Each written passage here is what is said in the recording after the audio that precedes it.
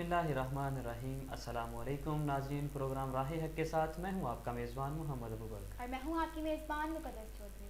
और आप देख रहे हैं टाइम्स नाउ। नाज़रीन, ये प्रोग्राम राह हक वेलफेयर फाउंडेशन के ताउन से पेश किया जा रहा है। नाज़रीन, जैसा कि आप जानते हैं, हमारे प्रोग्राम राह हक का मौजू होता है खिदमत खल्क़। नाज़रीन, मिट्टी की सूरतों का है मेला लगा हुआ, आंखें तलाश करती हैं इंसान कभी कभी। नाज़रीन, खिदमत खल्क़ से मुराद अल्लाह ताला की खुशनुदी और अल्लाह ताला की रज़ा के लिए अल्लाह ताला की मखलूक की खिदमत करना है।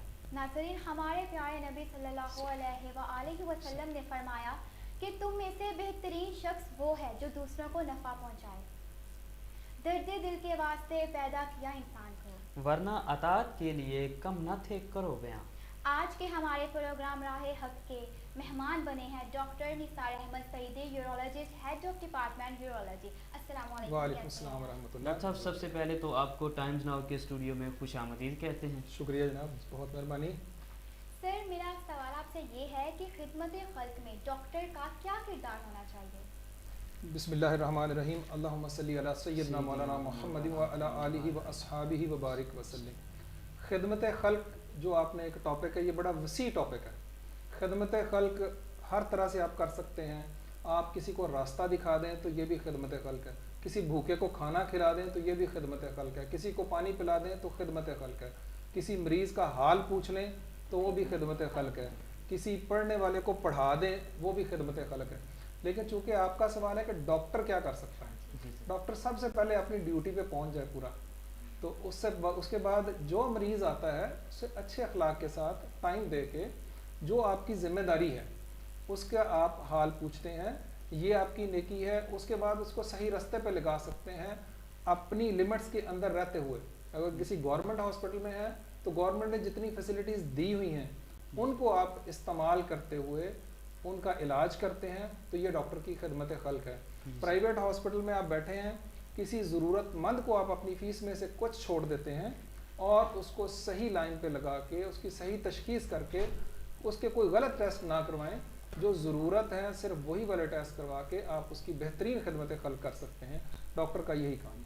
अच्छा डॉक्टर साहब, आप हमें ये भी बताइएगा कि गुर्दों का फेल होना जो है वो क्या है, कैसे गुर्दे फेल होते हैं? रीनल फेलियर, जिनको गुर्दे फेल होना हम कहते हैं, एक्चुअली कि गुर्दे अब काम करना छोड़ गए हैं, इसको एंड स्टेज रीनल डिजीज़ भी कहते हैं। जी सर। इसकी बहुत सारी वजूहात हैं जिसकी वजह से गुर्दे फेल हो सकते हैं।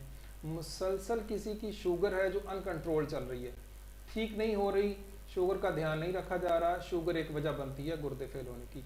ब्लड प्रेशर का बढ़ जाना, ब्लड प्रेशर कंट्रोल नहीं है तो उससे भी गुर्दे फेल हो जाते हैं। ऐसी दवाइयाँ हैं, दर्द की दवाइयाँ, स्पेशली एनसेड्स एक ग्रुप है जो अगर आप बहुत ज़्यादा तादाद में बहुत लंबे अरसे के लिए लेते रहें तो गुर्दे फेल हो जाते हैं। गुर्दों में पत्थरियाँ बन जाएं तो गुर्दे फेल हो जाते हैं। इस तरह की बहुत सारी वजूहत, कोई ऐसी दवाइयाँ हैं जैसे कुछ मेडिसिन हैं जो प्रॉपर नहीं होती, जिसको मैं हकीम मेडिकेशन तो लफ्ज़ नहीं बोलूँगा, कुछ तो ऐसे जिनका कोई मैकेनिज़्म नहीं पता होता लेकिन वो रीनल फेलियर का बायस बनते हैं। इसी तरह एंटीबायोटिक्स में एक ग्रुप है अमाइनोग्लाइकोसाइड ग्रुप, अगर उसका मिस यूज़ किया जाए उससे भी गुर्दे फेल हो जाते हैं। ये गुर्दे फेल होने की वजूहात होती हैं। सर, जो डायलिसिस के पेशेंट्स हैं उनको आप क्या हदायत देना चाहेंगे और उन्हें किन चीज़ों से परहेज़ करना चाहिए? जब आपने फैसला कर लिया कि इस पेशेंट का डायलिसिस करना है, जिसको आम तौर पे लफ्ज़ क्या कहा जाता है कि गुर्दे वॉश कर रहे हैं, एक्चुअली हम गुर्दे वॉश नहीं कर रहे होते, आप उसका खून वॉश कर रहे होते हैं। उसके ब्लड के अंदर जो जहरीले मादे होते हैं वो बढ़ चुके होते हैं, क्योंकि जो गुर्दों ने निकालना होता है, जो अल्लाह ताला ने एक फ़िल्टर लगाया है, अब वो ख़राब हो गया जिस वजह से भी।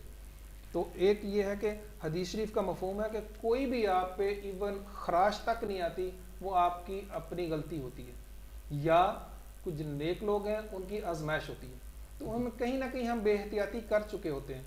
तो अब उसमें जो आपका एक सवाल है उसको मैं दो हिस्से करूँगा कि एक, डायलिसिस से पहले क्या करना है।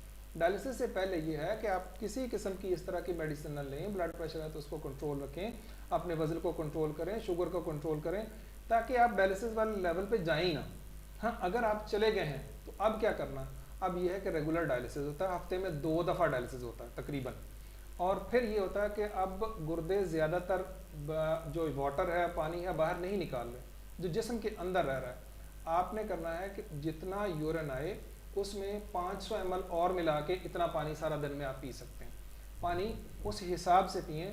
बाकी फ्लूइड्स भी हैं, लिक्विड जो जितने भी हैं, आप दूध ले रहे हैं, जूस ले रहे हैं, इवन आप तरबूज खा रहे हैं, मौसम उसका आ रहा है, तो उसको पानी में गिन के उसको काउंट करके उतना पानी लें। फिर ये होता है क्रेटिनिन एक जहरीला मादा है जो बढ़ता है, वो एंड प्रोडक्ट है प्रोटीन का। तो स्पेशली आपने प्रोटीन से एहतियात करनी है, कम लेनी है।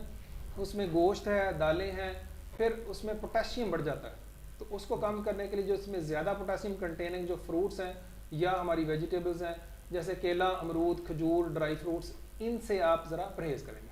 अच्छा सर, ये डायलिसिस के दौरान जो ग़िज़ा इस्तेमाल करनी चाहिए वो कौन सी हैं? जब डायलिसिस शुरू हो गया, डायलिसिस से पहले हम प्रोटीन से रोकते हैं। जब डायलिसिस शुरू हो गया फिर हम कहते हैं कि प्रोटीन ले लें, क्योंकि अब आपकी आर्टिफिशियल एक गुर्दे, वो जो मशीन है वो हमने आपको लगा दी।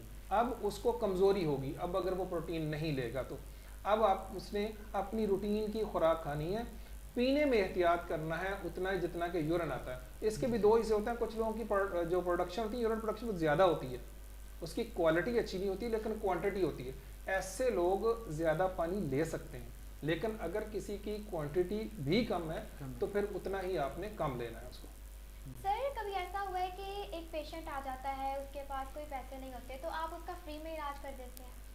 उसमें सरकारी अस्पताल में तो वैसे ही फ्री में इलाज हो रहा है। हमारा बहुत बड़ा डायलिसिस यूनिट चल रहा है नेफ्रोलॉजी डिपार्टमेंट के अंडर, उसमें सबका फ्री हो रहा है। अल्हम्दुलिल्लाह उनको मेडिसिन भी फ्री मिलती है। फिर गवर्नमेंट का सेहत सहूलत प्रोग्राम चल रहा है, उसके अंडर सबका फ्री हो रहा है। मेरे यूरोलॉजी डिपार्टमेंट में इवन सर्जरी सारी फ्री हो रही हैं। फिर ये है कि ऐसा पेशेंट कभी आपके प्राइवेट क्लिनिक में आ जाता है, ये हर एक का अपना है, आप किस लेवल तक कर सकते हैं। बिल्कुल अल्हम्दुलिल्लाह हम कोशिश करते हैं कि उनको भी फैसिलिटेट किया जाए।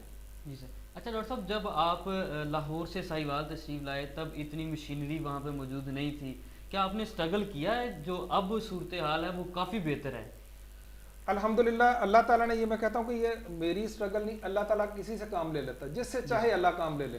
तो अल्लाह ताला ने अल्हम्दुलिल्लाह बहुत काम लिया। उसमें अगर मैं सिर्फ अपने डिपार्टमेंट की बात करूँ तो एंडोस्कोपी का कोई इंस्ट्रूमेंट उस वक्त काम नहीं कर रहा था, तो एक आध था। उसमें अब लोअर ट्रैक्ट, अपर ट्रैक्ट, जिसमें हमारी सिस्टोस्कोपी है, यूरेट्रोस्कोपी है, इवन हमारे पास लेज़र मशीन आ गई हुई है, लिथोट्रिप्सी जैसे शौं से पथरी तोड़ते हैं, वो काम कर रही है।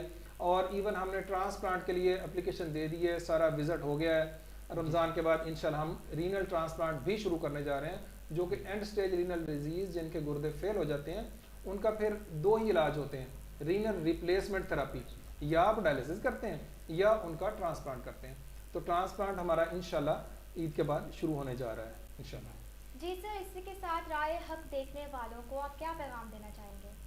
राह हक देखने वालों सब के लिए मेरा पैगाम यही है कि आप अपने फ़राइज़ पे ध्यान दें, अपने आप पे अपनी गलतियों को सुधारें, ना कि दूसरों की गलतियों पे नज़र रखें। हर एक बंदा गुनाहगार होता है, हर एक की गलतियां होती हैं। आप अपनी गलतियों को सुधारें और दूसरों की अच्छाइयों पे नज़र रखें और अपनी जिम्मेदारियां पूरी करें। जी डॉक्टर साहब, प्रोग्राम का वक्त ख़त्म हुआ चाहता है, बहुत शुक्रिया, हम आपके बेहद मशकूर हैं। आपने अपने कीमती वक्त से टाइम्स नाउ को खुसूसी टाइम दिया।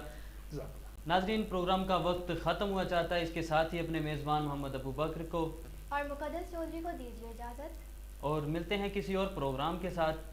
तब तक के लिए खुदा निगहबान। क्रॉकरी की खरीदारी अब न होगी जेब पर भारी। Khurram crockery and wholesale dealer, घर भर की तमाम क्रॉकरी की खरीदारी होगी सहूलत, आसानी और किफायतशारी से, और वो भी होलसेल रेट्स पर।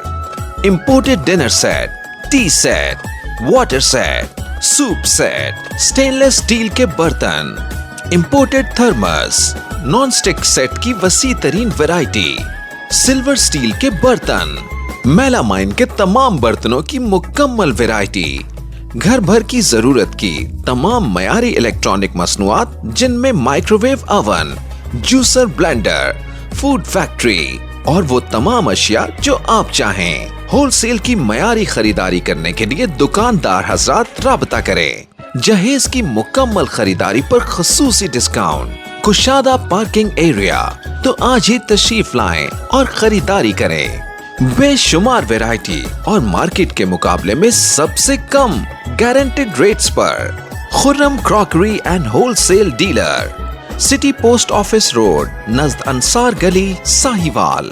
0300 9696 702 0321 9696 702।